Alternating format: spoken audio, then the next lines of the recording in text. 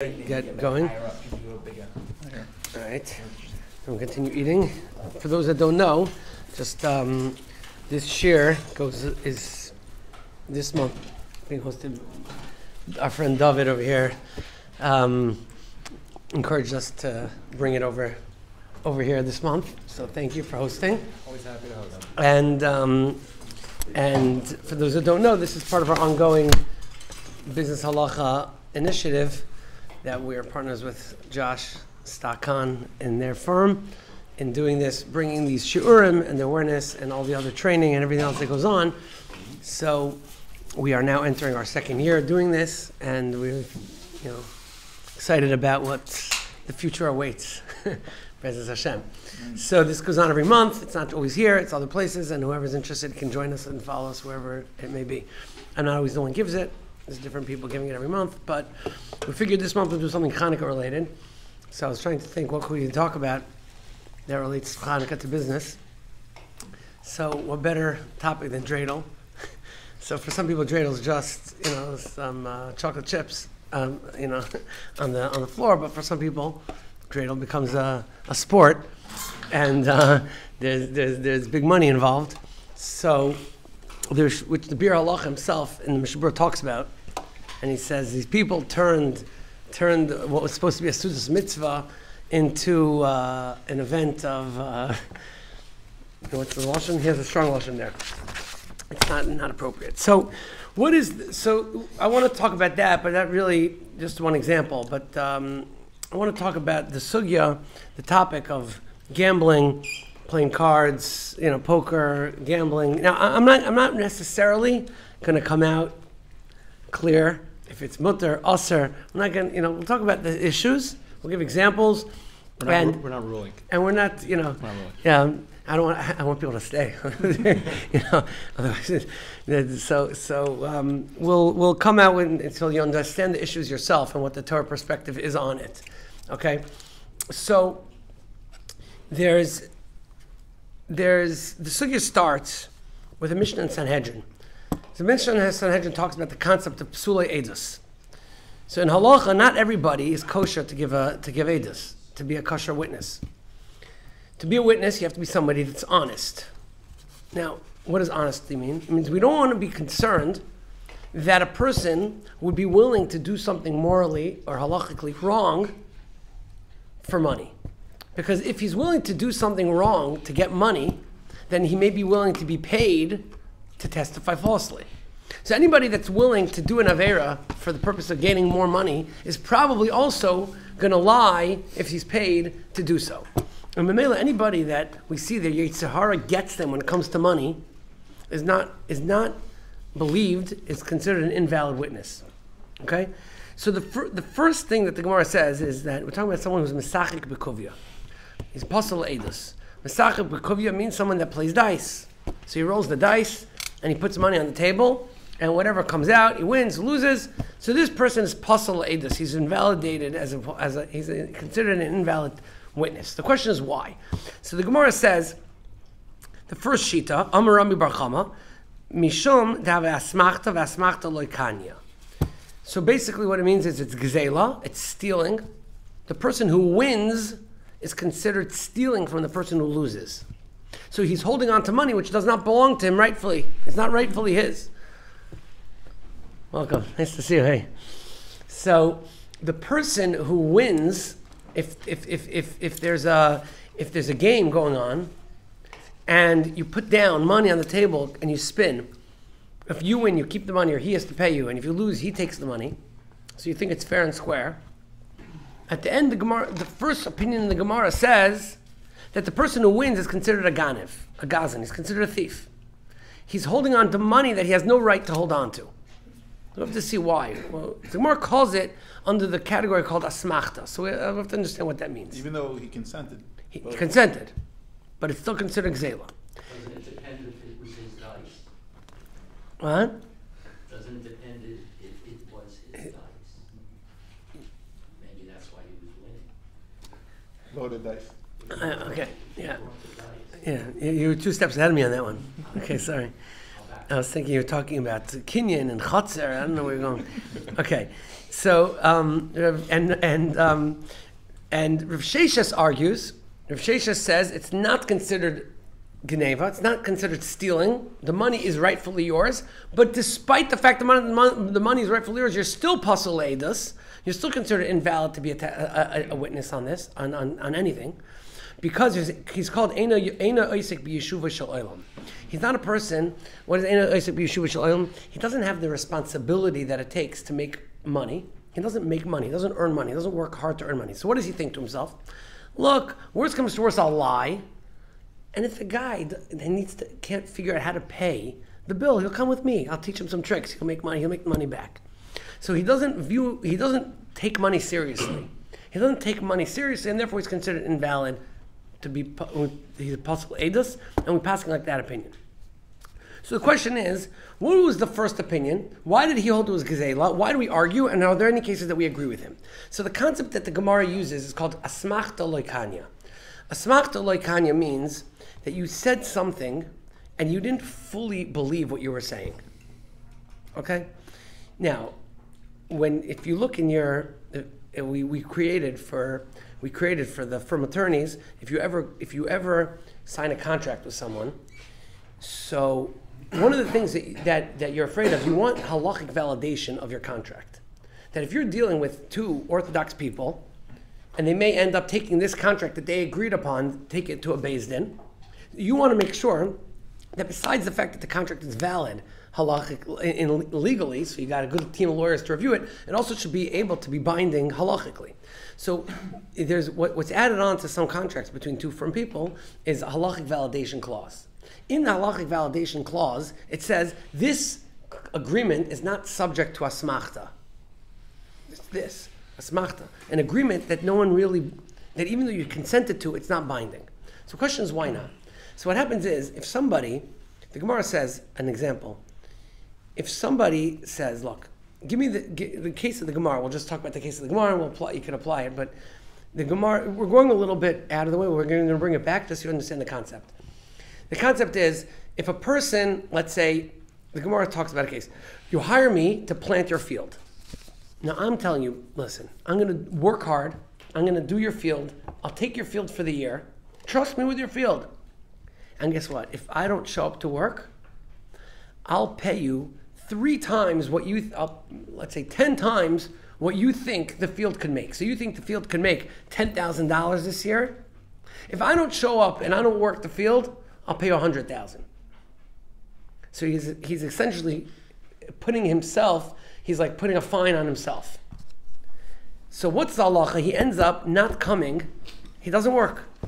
So the owner says, okay, you didn't show up to work, so I want the $100,000. He takes it to the Beis Din, the Beis Din says he doesn't have to pay it. Because it was an asmachta. It was an asmachta. It wasn't a deal which is binding. Why not?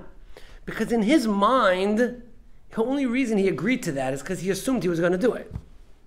He didn't really think about the possibility of not doing it. So in other words, the guy only agreed to accept it, the balvais, because that's true. That may be, but he should have understood. You're exaggerating. It doesn't make sense. Why are you doing this? I wanted you to believe me, but you shouldn't have believed me because I wasn't serious. I mean, that's not. If I would say, if I don't come, I'll pay you the value of what you could have made. The estimate would be 10,000. I'll pay you the 10,000. That's realistic. So a realistic clause is binding, but an unrealistic clause in halacha is not binding because in halacha, we've said this many times, the main thing that matters is your das, is your understanding. Are you on the same page? Even if you wrote it down, the chiddush of asmachta, the concept of asmachta, this idea, is that not everything which two people agree to, he didn't really agree to it. He didn't really mean for it to happen. He was just saying it, well, look, if I assumed that there was no possibility that it wasn't going to happen. I just put it in there. I signed whatever, but I didn't really mean it. And it's just in there, but it's not binding. Is there any similar concept in law? Yeah. A liquidated damages clause needs to be reasonably related to what the damages would have been. So, Contribution. or I was thinking contribution also, but yeah. For sure, Right. liquidated damages, yeah. Right. So in other words, when you say something, so now, did you ever listen closely at a wedding under the chuppah to the person reading the ksuva, So the person reading the ksuva, one of the things they say in the ksuva is, "Deloi ka'asmachta, deloi tufse destora." So deloi ka'asmachta. What happens? The husband says to the wife under the chuppah in the form of the ksuva, "You hold on to this ksuva. If there's ever a case of a divorce or she's widowed, so she can collect from the estate." Up to whatever it says in there, which in some, especially by Sephardim, they write an amount. Could be a lot of money, $250,000, $500,000, whatever it is. So they write in the shtar, Deloi asmachta, and this shtar is not subject to asmachta, because otherwise she can come to a bezin and I didn't think. Of course, who thinks under the chuppah we're going to get divorced? I didn't really obligate myself to that.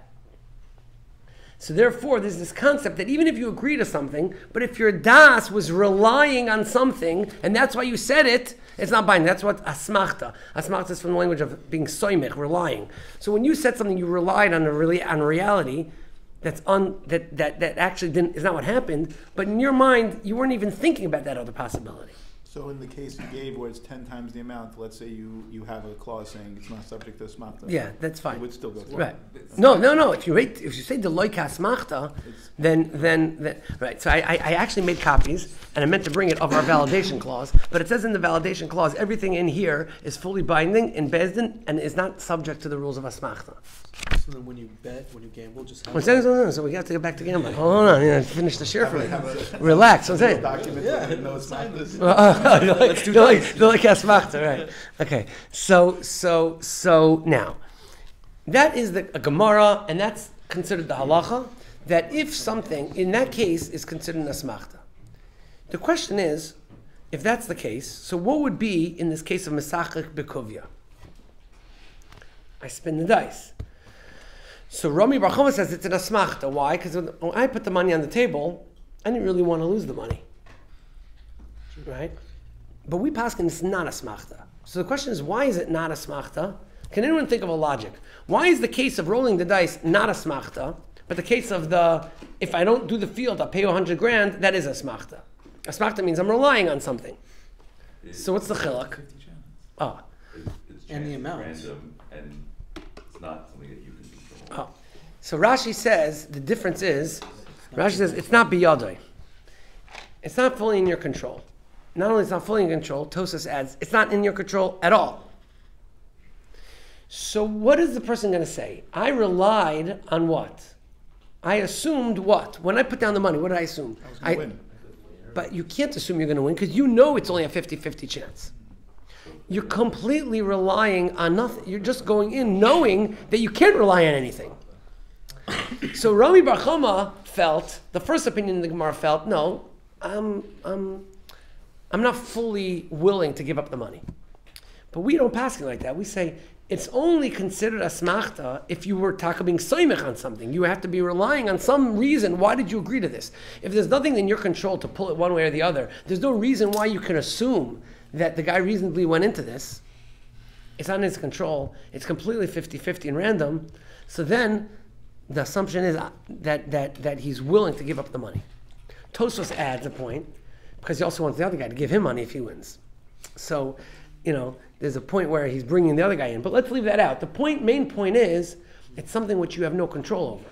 It's something which is completely random. It's 50-50. And there's nothing reasonable that you could say, you put this down because of the other person. Because you thought something would take place, or you thought a certain reality would happen. Most times people going into gambling, they think they're going to win. 1 second. That's how casinos are built. What? Casinos are built. I think it's 'cause like double They down on think blackjack. that they're going to win, but they don't really have anything to rely on to think that. There's no being soymech. They hope they're going to win. I don't know if they think they're going to win. Right? They hope they're going to win. I don't know if they think they're going to win. Now, the question comes something else. Okay, so now we have we have pretty much two bookends of something which is very clear. One is a case where you are in complete control. It's totally up to you. And you just went overboard you exaggerated on the consequences. So the assumption is you had no das, you had no intention of actually losing that money and going through with it. Your whole intention was to rely on the fact that you were going to actually do it. I knew I was going to do it. I got lazy in the end, but I knew that when I signed that, I had no intention for any other result to happen. And the other way is when it's completely not biyatcha, it's not under your control at all, and you completely gave it up. And you just went in on the luck. Okay? But there are many, many cases that are right in between.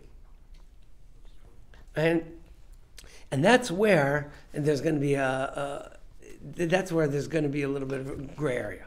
The Gemara says, what happens if a guy came to you and said that we're going to change the case a little bit? You know, Rabbi Kahan, who's here, who's the Av Bezdin, he has the Bezdin in Lakewood, Mesharm. He said that he sat in, I don't know how many cases, 100 cases of accidents, and he says there was never 2 cases that were the same. Right? There are always points that are different. So when it comes to like a kitchen shaila, you know, you put your dairy fork in the meat pot or something. It's basically a few formulas, and all the questions are the same. Here, all the questions are always different because there's so many different factors. So let's change the case a little bit. It's not about the guy who went in and said that he's going to plant, and he ended up not planting. What he said was, hire me to go represent you in the show. Okay, there's a camera show in Vegas. I'm going to go and there's a fair, let's say, and I'm going to buy for you, you know, there's tremendous sale. I'm going to buy 100 cameras for you at $100 a camera. You can sell them back here for $300. And if I can't get you the cameras, then I'm going to pay you, I'll pay you whatever, also $100,000. So over there, it's a question. Why? Because it's not really 100% up to him. Because he could go and try, but he might not be able to get them. Maybe the seller doesn't want to sell. There's somebody else involved. So what happens if it's kind of under your control, but not fully under your control? You may think that it's under your control, but you really deep down know that it's not. So that's a case where it's an interesting question. So in that case, we also say it's asmachta, because it's not fully under your control. It's not fully under your control. Okay? So here's what happens.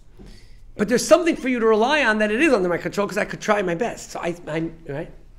So I thought that my efforts would bear fruit, even though it's not fully under my control, but I thought I would be right. That's called asmachta. So let's take a case let's take poker, for example. Okay? So if you roll the dice, we're saying, you roll the dice, there's 2 types of games you could play. One is you roll the dice, you put money on the table, and it could land where it lands. It's pure luck, basically. So everyone puts the money down, it's pure luck. In that case, it's not considered geneva, it's not considered stealing to take the money, because everyone that put the money down knew they have the same chance of winning as the other guy. They didn't rely on anything, they just put it down for the chance. So it's not geneva, and that's mutter. It's not mutter, but it's not geneva. It's not considered stealing. But let's take it to the next step. What happens when you play poker? Why did you put down the money? Here there's some skill involved. Here everybody actually does think that they're better than the other guy, right? So now, why did I put the money down? Because of the chance, or because he thought he was going to win? Because he's skilled, he's better than everyone else, he has a good hand, he's going to do that, right? So why did he put it down? Because of his skill. Now that he put it down because of his skill, so he actually deep down thought that he's going to win. So here Rashi paskins, it's asmachta. So the amount of money that he put down was only because he thought he was going to win, because he was relying on his skill to come through. It didn't come through, and now he's like, oh, yeah, I'm not giving you that. I never meant to. I didn't have a havamina. I didn't have a thought at all that I would lose. So in that case, Rashi says it's asmachta, meaning he put it down only with the thought to win, and the one who actually wins, if he takes that money, is considered stealing from the one that loses. Because the one that loses has no intent in really giving over that money anymore. He doesn't want to give it. He doesn't want to give it. He doesn't feel like his only putting it down was for the purpose. There's always some level of skill involved. I mean, you get to a certain point when you're playing poker where it's just like a dice roll. It's a percentage game versus the person that you go. Is it a percentage game? It is, because you're waiting for a particular card to come. So it's What? just, it's a numbers game. Is it a 30% chance that your card's going to Well, come? if you're in a To me, tournament, that's why I and said it's, there's skill up high until a certain cards. level. You could try to get someone out utilizing your skill. But when you're just going up against someone, you flip over your cards. That's all. You know it's not percentage. 100%. It's not 100%, but there's skill involved. The point is there's skill involved. If there's skill involved, again, we're talking about right now. I'm not talking about casino because a lot of I'm not reasons. leaving without a fight. So, I'm talking about around the table. We're all playing around the table. What? Yeah. I'm just pushing back Yeah. on poker a little Right, bit. right. Bring So in now, an example. so that's what it says over here, and it would come out that keeping that money would be considered gezela. Okay. Now, Why does the fact that you think you can control it make it that the Asmachta would? because what happens is if you think you can, it's funny logic a little bit. Because what happens is if it's pure luck, then you can keep the money. But if based on skill, then you can't, right? So what's like? The idea is that in order to keep the money, you started off saying, well, everyone's consenting. They're consenting because they think they can win. Now, sometimes it's pure fun. Sometimes it's just for fun, and we're just playing a game, and no one really cares about the money. Okay, I know that. I'm just saying, theoretically speaking, when you're actually in it to make the money. So the loser is only putting the money down because they actually think they're going to win. And they're relying on their skill in order to win, and they're willing to put the money down because they're guaranteed in their mind they're going to win. A lottery ticket is not like that. Because a lottery ticket, you don't really have a big chance, and you're just willing to buy the risk. You're buying the chance. So a chance has value. So you're willing to pay money for the value. That's different. Okay? It's still very different than the original case of the guy on the phone. Because he That's 100% video day. Yeah, it's 5 people Right. which think the same But thing. it's So going that's why I into extended it to the next case. Yeah. But it's more like the case of the guy that wants to buy the cameras. Yeah. Because there, he thinks, look, I'm great at this business. I'll get whatever I need. Whatever I want. If I want to get the cameras and I want to get what I need to get, I'll find it and I'll get it. Right? And then he goes to the show, and all of a sudden there's other people there offering more money, other people playing, and he's not getting the deals. Why did he agree? He like I know Tzadi wasn't getting. If he actually thought it would be hard for him to get the deals, he wouldn't have told the guy, "I'll pay you triple the price." Right? What he knows is as good people out there as you are. Okay, so in other words, obviously he assumed that he was able to do it. The logic they use to say that lottery tickets are permissible, that logic can be applied to any form of gambling. If you think about it. No, I don't think so. I think It's just people, buying risk. You're buying a certain risk. If I know my Not two really, cards, I because know you're what- willing to. Gambles thinking I am going to win. The people who play the They many play ends, to yes. win. They but play to win because they they understand think the that they have If you're what it at- takes to win. If you're at a craps table, if you're at a blackjack table, if you're at whatever table, if you're at a slot, you're buying the Slot chance. machine, those two things are different. That's what I'm saying. No skill there. Right. The slot machine's no skill, but the blackjack. Slot machines, they're legally required to pay out a certain amount. They're regulated to pay out, 20%. Okay, but it's still luck. You don't know who's going to pay it. Right. It's So when what happens is that every person now is putting it there because they think they're going to win, and Memela, it's for sure at the least Gezela Midirabanan, maybe even Gezela Deraisa. What? That's what it says. If It you're says- doing it to make money. Now, you want to get out of this problem? Tonight's event at the Hard Rock is canceled.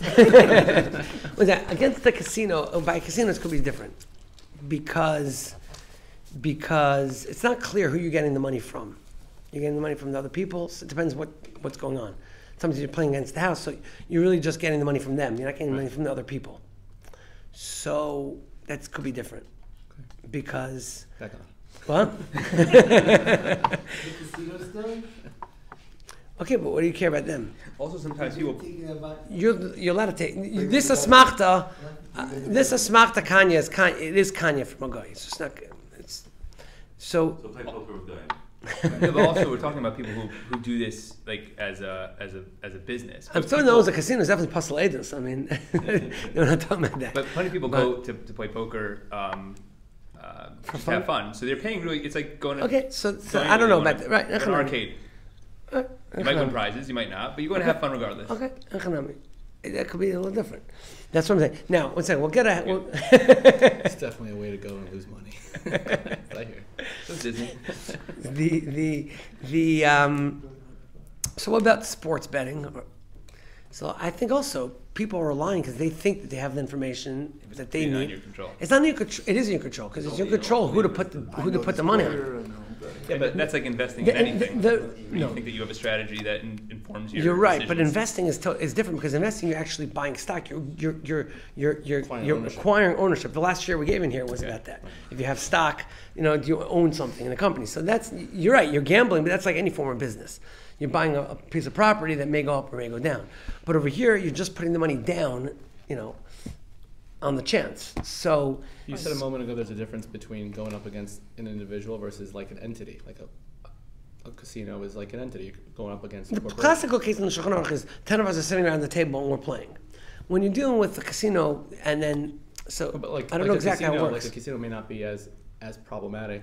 Sports gambling may not be as problematic. You're not going up against an individual. You're going up more Against the entity.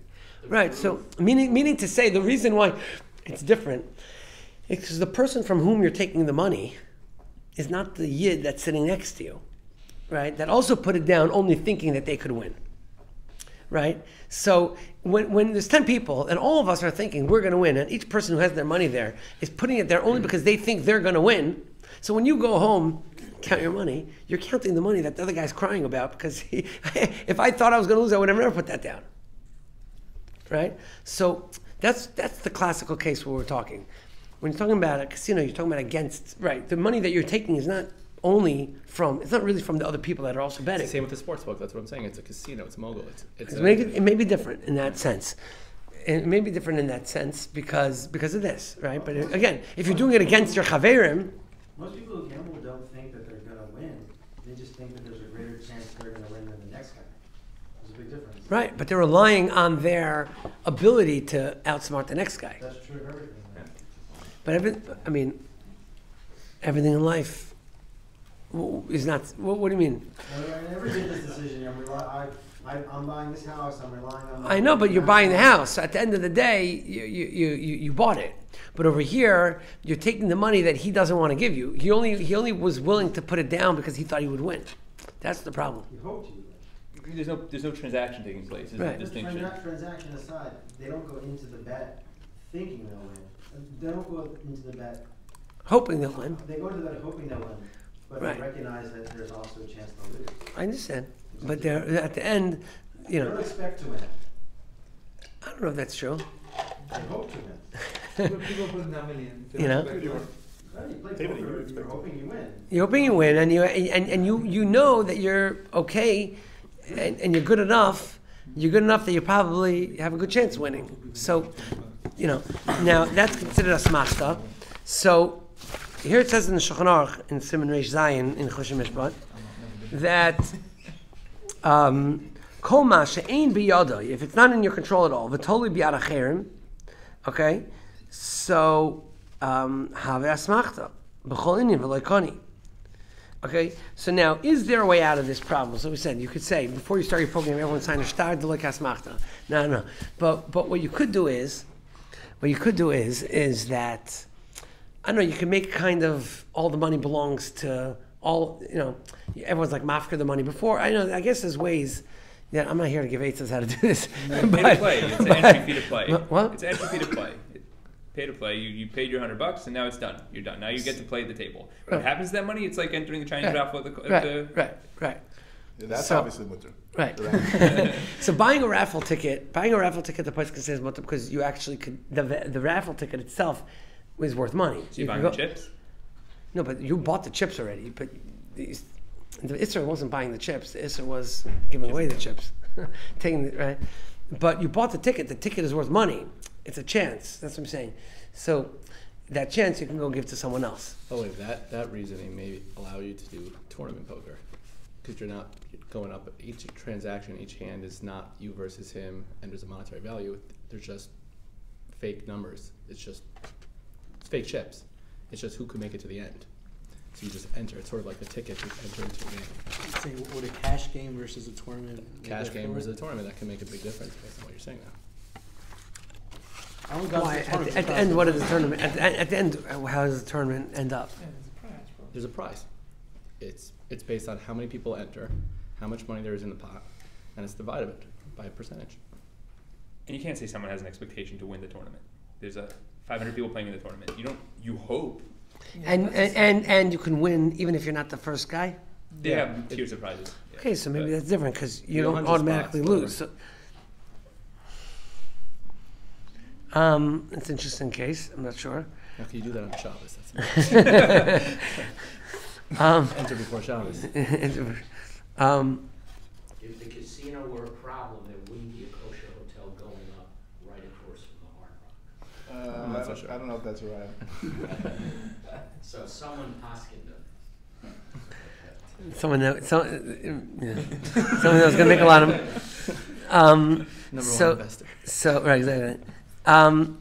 Now, by the way, even the case of the dreidel. So the way we're coming at it is that dreidel is more mutter than poker, because since the dreidel is pure luck, so everyone that's going in knows that they don't really stand a chance. They don't really have anything to rely on to win. So that would end up being more mutter. But isn't the dice an issue though? No, it's not gzela, because we pass like the second opinion in the Gemara that it's not gzela in the case of dice. Okay, so therefore it wouldn't be considered stealing. It wouldn't be gzela, and it would if you're doing it just for fun, kipshutai, it would be mutter. Now it does say in the Shulchan Aruch, even in that case of the dreidel type of gambling, where no one's relying on anything, it's just pure luck. It's only if the money's on the table. But if at the end you go to the person and you say, okay, so you owe me the money, he doesn't have to actually pay you. So it says here, I don't know exactly why, but it says, when the money is there. So it has to be that the money's on the table. And then you could take it and it's not called gzela. Okay? Now what you brought up is that let's say what happened is Shmuel Vosner has a shiloh. The following shiloh. Someone just got an aliyah and they got a mishaberach. And they're about to say how much they're going to give for the mishaberach at the aliyah. And a guy next to him says or I don't remember who said what, but maybe the guy got an aliyah said to the gabbai something. No, I think it was the other way around. I think someone in the crowd said to the guy getting the aliyah, whatever you give, I'll match. He's trying to get him to. So the guy getting the aliyah says, okay, $10,000. So does the guy who said he was going to match, does he have to pay? He didn't expect it to be that He high. didn't expect it to be that high. Is there an asmachta case? Is that an asmachta scenario where he didn't think, he was relying on the fact that he was going to say 100, 180, you know? He didn't think that he was going to say that number. Maybe if by tzedakah it's more chamor, but it should be a smachta. So you would think kapshuta is asmachta. So luckily for tzedakah organizations, it says in Shulchan Aruch, it says in nadar ezed davar ba'asmachta l'tzedakah oila hektish koine. Asmachta is koine for hektish. How asmachta works for tzedakah means because the assumption is that everyone really deep down wants to give as much tzedakah as they can.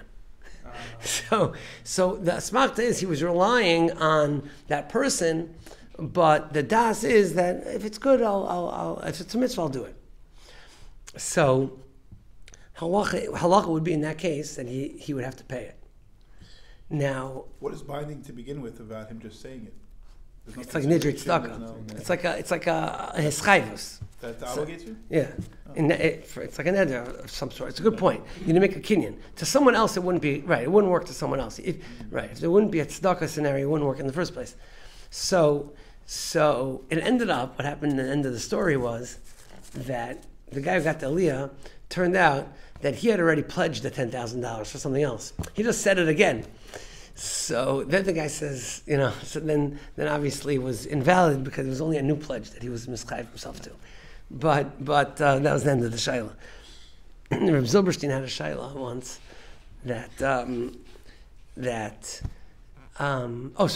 so that's why the Chinese auctions and these raffles for tzedakahs are all mutter. In case you're wondering. So because everyone wants to give as much tzedakah as possible. It's just an excuse. So the right. No, Play poker with all the proceeds going to tzedakah. They have it. They do have What? Shuls. That's maybe they had to buy Shuls, some Charity Shuls tournaments. If you in that case it would be mutter. Again, that's a tournament also. Yeah. Mutter on two fronts. I don't know if it's mutter for them to take the money, but that's beside the point. Okay, but anyway, so the Zilberstein had a shayla one time that someone got an aliyah and they said a mishaberach, they said an amount, and the gabbai of the shul went over to the guy after davening, after Shabbos, and he says, you pledged $1,000, so how do you want to pay? So the guy said, $100,000. I didn't say $1,000. I said $100. I said, I'm telling you, you said $1,000. It's going back and forth. He says, look, I'll be honest with you, because of scenarios like this, I have a recorder going under the under the thing in the bima. We're gonna listen to the recorder. So listen to the recorder. It had $1,000. It said on the. So the guy said, $1,000. I'm not even giving you 100 because I would never give money to a shul that has a recorder on the bima. And Rav Zilberstein Paskin like that. He said, you can't record this stuff. If you record it, he has a right to say that he doesn't want to give the money at all. What? Yeah. Okay. I'll go upon him. So this is like I said, this is in the context of these types of deals, but really in reality, is sugya of asmachta is really relevant to a lot of types of deals. So if you're ever in a contract with another firm person that you're going to want to have it looked over in Beis Din, you should double check that it's not that it doesn't have clauses that are asmachta. Because a lot of times people just sign stuff. There's clauses in there that really like penalty clauses and things that really could be considered asmachta unless it's looked over properly. So that's Does the asmachta get invalidated or the whole contract?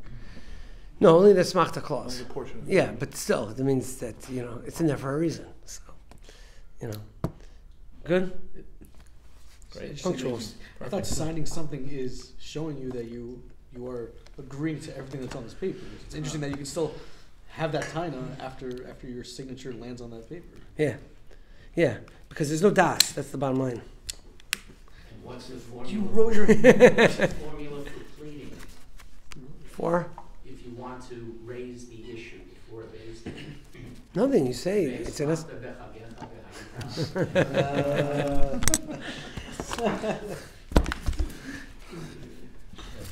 Steve has it. Michael, you want to turn it off?